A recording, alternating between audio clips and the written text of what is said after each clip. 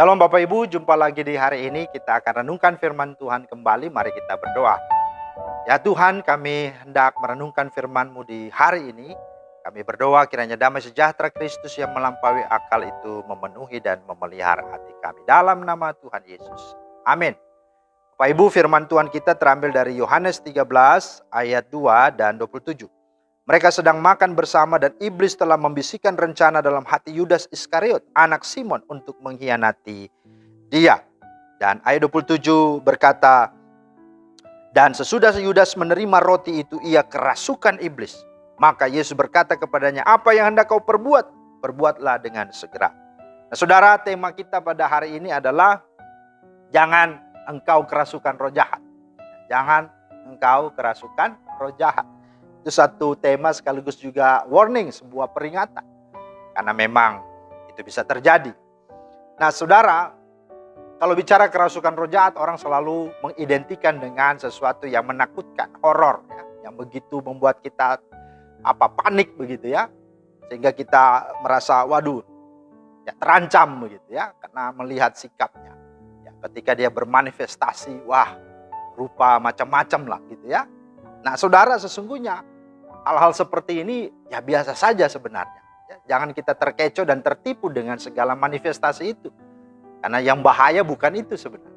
Ya, kita bisa memperhatikan ketika maksudnya Saulus. Ya, ketika Saulus ya, kerasukan roh jahat. Ya, Daud datang dengan memainkan kecapi dan di sana dia apa? Tenang. Ya, roh jahatnya akhirnya keluar dari dirinya Saul sehingga Saul menjadi tenang dan damai. Itu berarti apa? Ya sederhana saja dan sebegitu mudah saja sebenarnya. Ketika kita memuji Tuhan maka kerajaan Allah nyata dan iblis pasti lari dari kehidupan kita. Kemudian siapa lagi? Orang Gerasa yang sudah kerasukan roh jahat dan betapa dia sudah tidak dipandang oleh masyarakat sehingga dia dibuang, diasingkan ke kubur-kuburan. Tetapi ketika Yesus datang dia berteriak-teriak, Yesus hardiknya dengan tegas, dengan keras. Kemudian apa? Roh jahat pun meninggalkan, masuk ke babi-babi kan.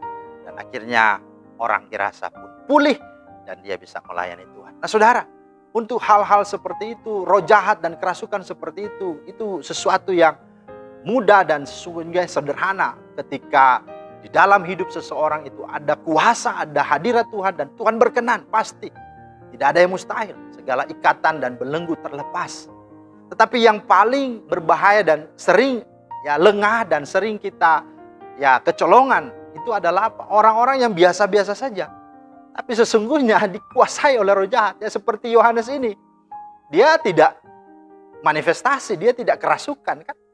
Tapi dia biasa saja, beraktivitas biasa tapi pikirannya dikuasai. Nah inilah yang berbahaya, inilah yang sungguh-sungguh harus diwaspadai. Itu bisa terjadi kepada orang lain tapi juga bisa terjadi kepada kita. Nah, bagaimana itu bisa terjadi? Ya, ketika kita ya memiliki 3 hal ini. Yang pertama, apabila di dalam hati kita tidak ada hadirat Tuhan, tidak ada ya tahta atau keberadaan Tuhan mendiami hidup kita. Karena apa? Kita tidak memberi tempat Tuhan bertahta. Ya, ketika Yesus tidak di hati, atau yang kedua ketika Yesus diduakan, ya, dengan kita bukan mengutamakan doa, firman dan hidup ya dalam bersekutu, tapi justru hal lain. Maka inilah yang bisa mengakibatkan kita dikuasai oleh roh jahat. Firman Tuhan di dalam Matius pasal 12, kita baca sana ayat yang ke-43-45. Firman Tuhan berkata, apabila roh jahat keluar dari manusia, ia pun menggembara ke tempat-tempat. Kemudian ketika dia melihat ya rumah itu kosong, dikatakan di ayat 44, aku akan kembali ke rumah yang telah kutinggalkan itu. Dan ketika ia mendapati rumah itu kosong, bersih dan tersapu bersih dan teratur, ayat 45, ia keluar dan mengajak 7 roh lain lebih jahat daripadanya. Dan mereka masuk berdiam di situ, maka akhirnya keadaan orang itu lebih buruk daripada keadaannya semula. Demikian juga akan berlaku atas angkatan yang jahat. Jadi saudara ini hati-hati. Ya, mari isi hati kita dengan firman, dengan doa, dengan kebenaran. Ya, sehingga hadirat Tuhan itu sungguh-sungguh melindungi, menjaga kita dari segala ya niat-niat jahat dan juga pikiran-pikiran jahat dari si jahat atau dari iblis. Yang kedua, ya apabila kita mencobai Tuhan. Ya, Yohanes 13 ayat 2 dan 27 itu bicara tentang Yudas.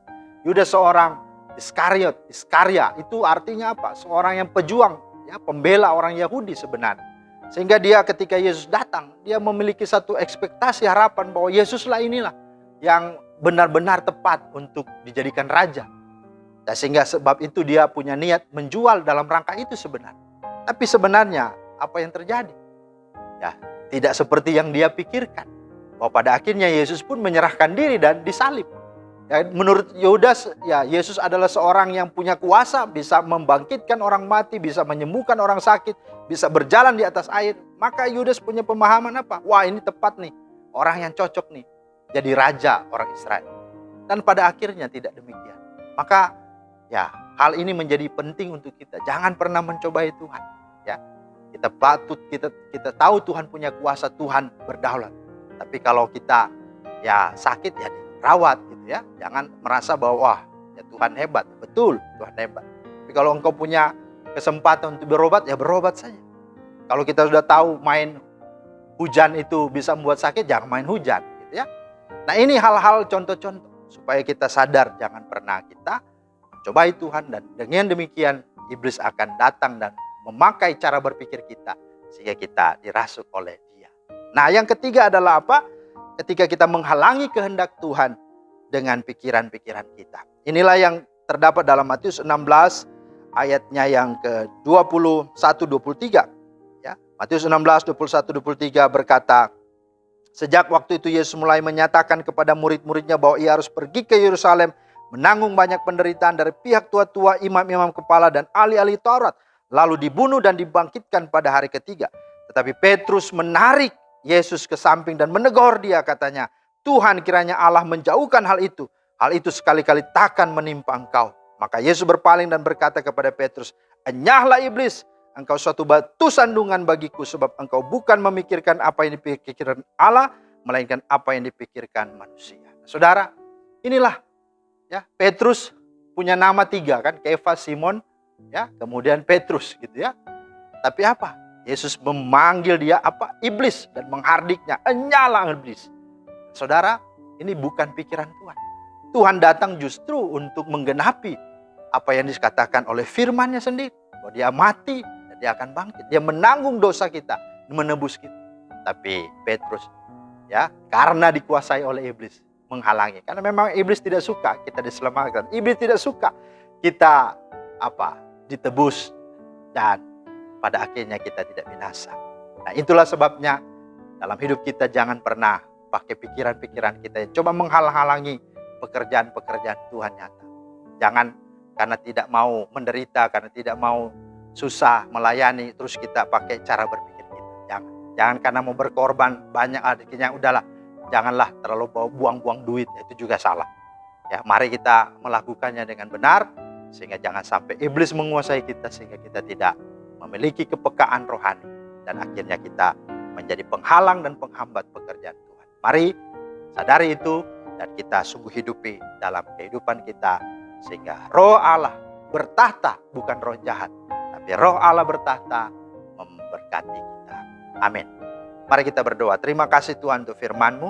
Meteraikanlah di hati kami dan mampukan kami supaya kami menolak segala yang jahat dari pikiran dan dari hati kami, serta menempatkan Tuhan bertahta memenuhi hati kami, sehingga biarlah hidup kami boleh menjadi alat untuk menggenapi rencana-Mu, sebagaimana Tuhan menggenapi tugas dan utusan Bapa untuk menyelesaikan tugas menyelamatkan manusia.